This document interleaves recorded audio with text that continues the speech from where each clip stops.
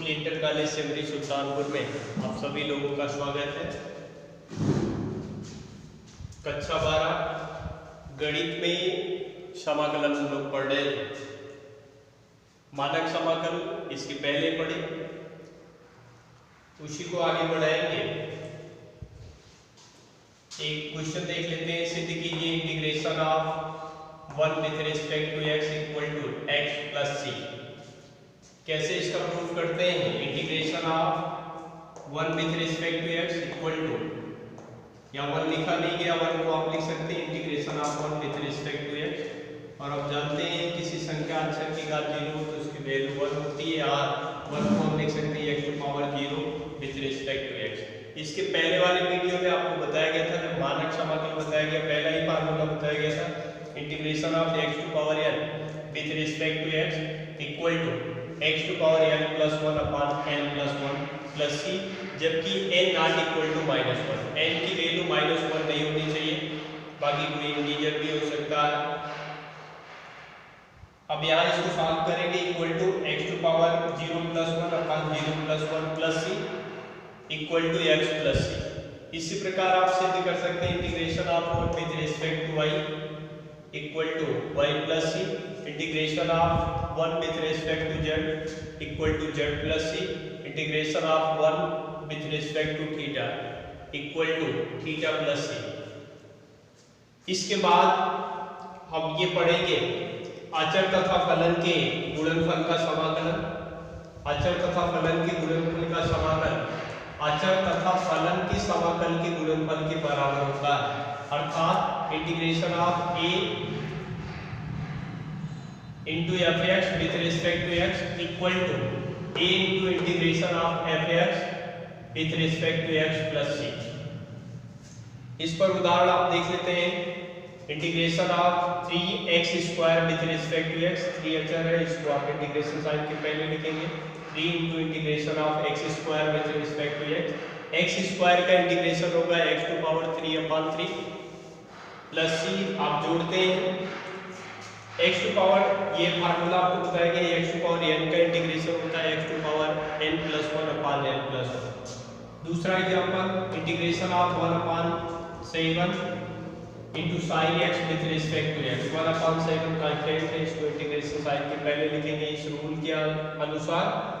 Equal to integration of sine x with respect to x equal to -1 upon 7x 1 upon 7 cos x plus c।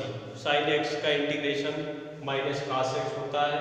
आपको ये भी बताया गया समाकलन अवकलन की प्रतिलोम संक्रिया है।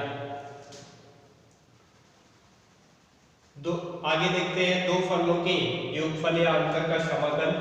अलग अलग फलनों के समाकल के योगफल या अंतर के बराबर होता है। Integration of f1x plus minus f2x with respect to x equal to integration of f1x with respect to x plus minus integration of f2x with respect to x plus c। इस पे एग्जाम्पल भी हम देख लेते हैं। आइए, ये प्रक्रिया जो है 2 या 2 से अधिक फलों के लिए भी लागू होती है। एग्जाम्पल देख लेते हैं।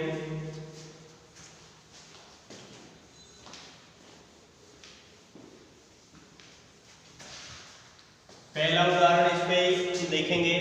Integration of sine x plus cos x with respect to x, इसको सॉल्व करेंगे।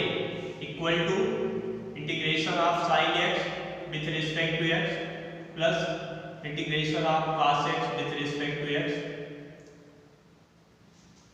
इक्वल टू साइन x का इंटीग्रेशन माइनस cos x और cos x का integration sine x plus sine x plus c। दूसरा example integration of 1 minus sine x upon cos square x with respect to x equal to, इसको solve करेंगे। Integration of 1 upon cos square x minus sine x upon cos square x with respect to x equal to integration of 1 upon cos square x equal to होता है sec square x minus इसको आप व्यवस्थित करके लिखेंगे sin x upon cos square को आप लिखेंगे sin x upon cos x into 1 upon cos x